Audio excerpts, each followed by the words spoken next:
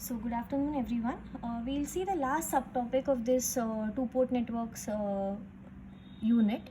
So it is application of two-port parameters in finding out the network function. Okay, so these two-port parameters, that is Z, Y, H and T, that we already saw, they can be used to find out the network function. Okay, so by network function I mean that it can either be a driving point function, or it can be a transfer function,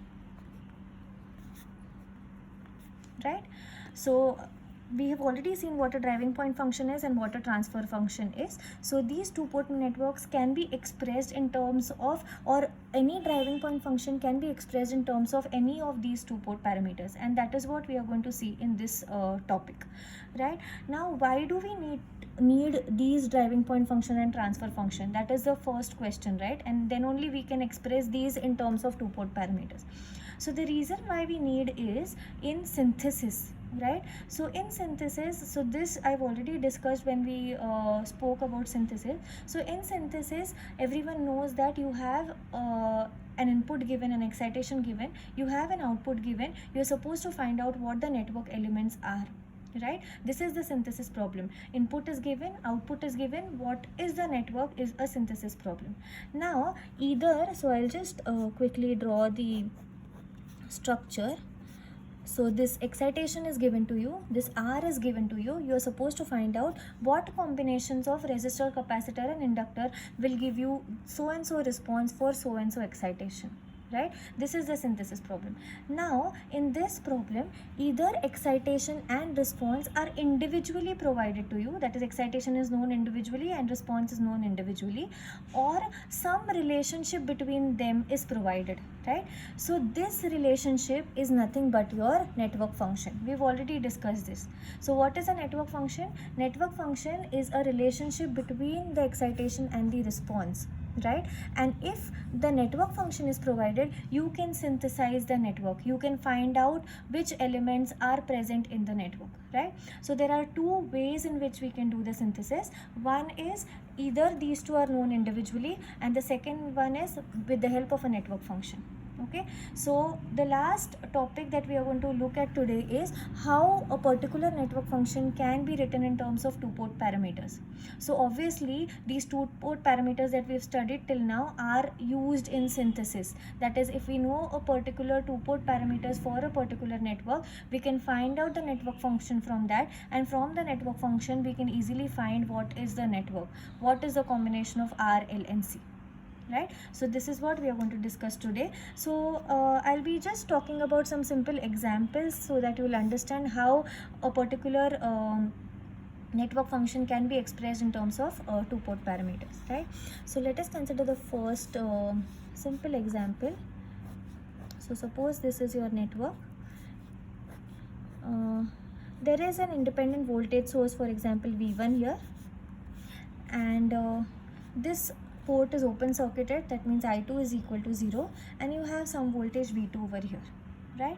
And for example, if I ask you to find out what is V2 by V1, what is this? It is a transfer voltage ratio, right? Transfer because it is a ratio of the voltage at this port to the voltage of the other port, because these two quantities are defined for two different ports. That's why it is called as transfer, and as it is a ratio, it is called as it is a voltage ratio, it is called as transfer voltage ratio, right? If I want to suppose express this in terms of, for example, Z parameters, right? How can I do that? Now Z parameters are defined as V1 V2 equal to Z11 I1 plus Z12 I2, and V2 is Z21 I1 plus Z22 I2, right? Now here I2 is equal to 0. So if in the equation of these Z parameters, if I make I2 0, these two terms will vanish and I'm just left with V1 and V2 wala equation, right? And what we want is V2 by V1. So what is V2 by V1? V2 by V1 is simply Z21 upon Z11. Right, so this is how we expressed this transfer function V2 by V1 in terms of Z parameters. Capital V2 by V1 is nothing but the transfer voltage ratio, and we are expressing this network function in terms of Z parameters, right? So a simple example that was, suppose I want to express V2 by V1 in terms of Y parameters. What would I have done? For Y parameters, if this I2 is equal to 0, what is the equation for Y parameters? The equation is I1 I2 expressed in terms of V1 V2, right? So Y11 V1 plus Y12 V2 equal to Y21 V1 plus Y22 V2. This is the expression for Y parameters. As I2 is only 0, in this equation I can make this I2 0, and I will get minus Y21 V1 is equal to Y22 V2, or V2 by V1 is simply minus Y21 upon Y22. So I can express this V2 by V1 in terms of Y parameters also. I can also express this V2 by V1 in terms of other set of parameters. Of course, if you know these Y parameters and Z parameters, you can simply convert them into ABCD or H parameters using interrelationship between parameters, and that is how you can express any network function in terms of any set of parameters, any set of two-port parameters, right? So let's take another example. Suppose I have a network which looks like this, network N.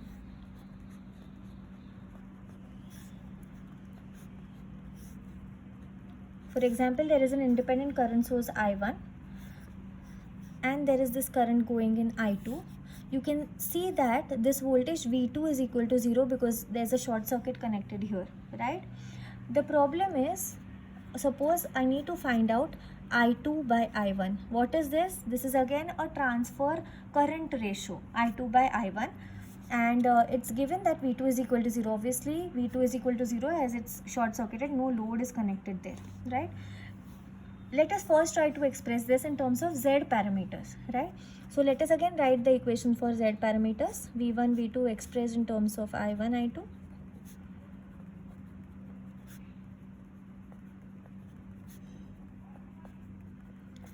right?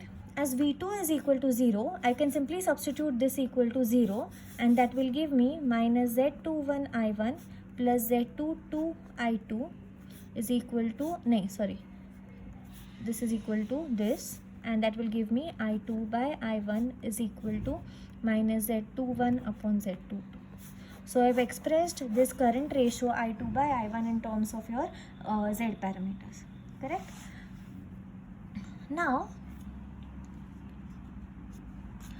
if I want to find this out, find this I2 by I1 in terms of Y parameters, if I want to write this in terms of Y parameters, your V2 is 0. So let us write the equation for Y parameters. I1 I2 is Y11 I1 plus Y12 I2 equal to Y21 I1 plus Y22 I2, right? This is your Y parameter equation, right? Now your V2 is only 0, so this is V1 V2 V1 V2, right? Y11 V1 plus Y12 V2, Y21 V1 plus Y22 V2. If V2 is 0, these two terms can vanish, and in that case I'll get this ratio I1 by I2 by I1 as simply Y21 by Y11. So these were two simple examples where we saw that these transfer functions, that is voltage ratios and current ratio, or any set of network functions you may have, they can be expressed in terms of any set of parameters. Of course, here if I want to express this, for example, in the form of H parameters, you can just convert these Z parameters into H parameters. Similarly, they can also be converted into ABCD parameters. So any network function can be expressed in terms of any two-port parameters.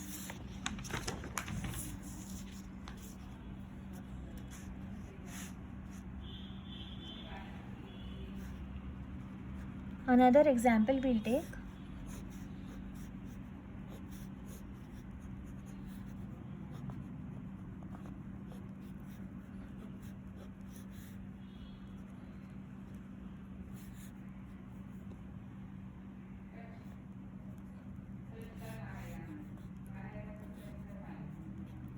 Okay, so this is the network that is provided. If you compare this particular network with the previous networks that we saw, then there is a small difference, that is there is a resistor, a load resistor connected at the output port. Okay, in such cases the network is said to be terminated in resistance R. Okay, it is called as a terminated resistor R. So this network is terminated in resistor R.